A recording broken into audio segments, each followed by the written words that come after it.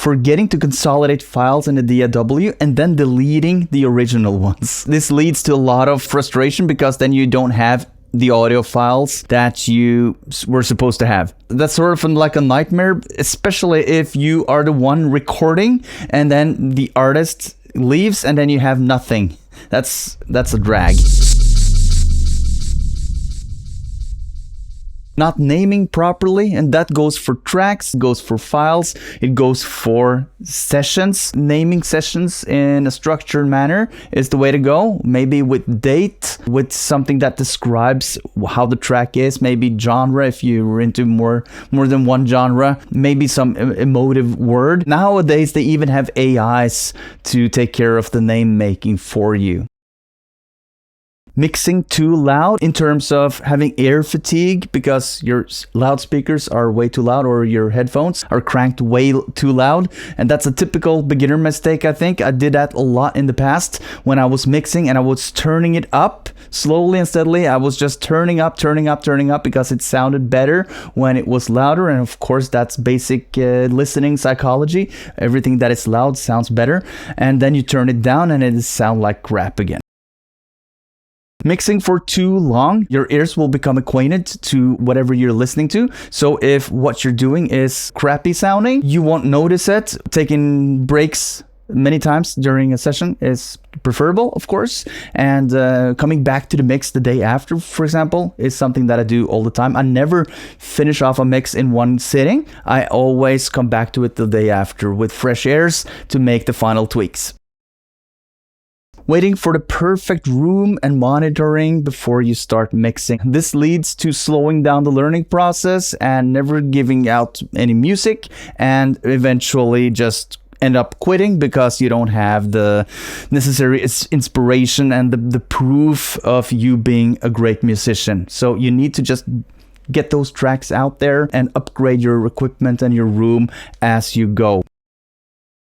Mixing in a room with too much frequency buildups, and that goes for nearly any room that you have in your house. You have corners, cornering walls, and corner wall with the ceiling and with the floor. Those places need to be treated somewhat before you crank up your volume and start making judgment calls. Long story short, the sound waves are traveling back and forth in your room, and whenever the sound waves meet up, there's a buildup. You can check that out where you sit in your battle station where you mix. You can just take a sine wave like this and you can turn it from 0 and all the way up to 20 kilohertz. Where do you hear the sound wave louder? And that's your buildup points. That's where the sound waves meet in the room. At least being aware of it will take you a lot further so that you can compensate for it when you mix.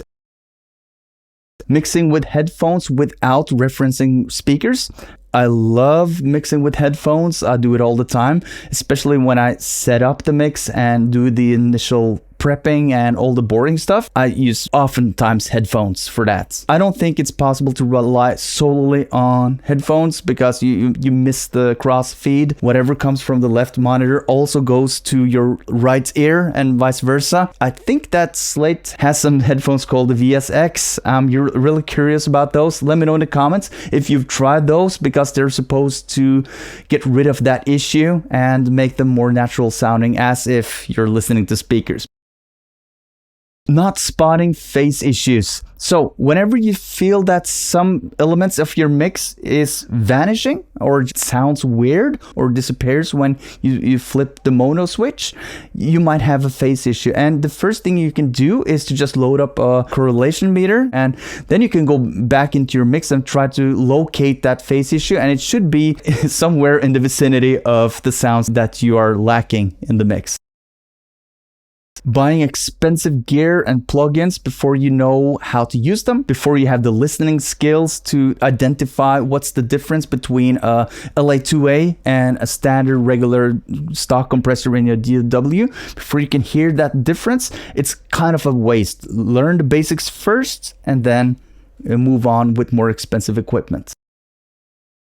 Using an EQ to boost the air frequencies to get that sizzle on the vocals. Instead, you could use a saturator, for example, the FabFilter Saturn, and then you can just boost a bit in the top there, and then you will also reduce the harshness at the same time, because many times I've experimented a lot with the Pultec and with other colorful EQs, and I always end up exaggerating it a bit or not getting as much as I liked, and eventually ending up wrecking the sound. Over-processing. You do more compression than you should, and then you squeeze the dynamic. I used to do this all the time before when I made beats. After I learned that you should compress your drums, I started compressing the drums, and I found that it sounded neat because you had that ducking effect on the drums and it sounded really sweet. But when listening back the day after, it sounded just muffled and weak and lacking of punch. A workaround for this is a clipper. Then the transients will remain, but you will have a more consistent sound. And you can also do parallel compression. I have a video about that right there, where you can press the drums a lot, like really radically, and then you blend in the dry signal, and then you mix back and forth with the wet and the dry. That's a really good trick. Now let me know in the comments which of these tips was most helpful for you. And if you like tips videos like these, check out one of these videos. I hope I see you there. Thank you so much for watching, and I see you hopefully there. Peace out.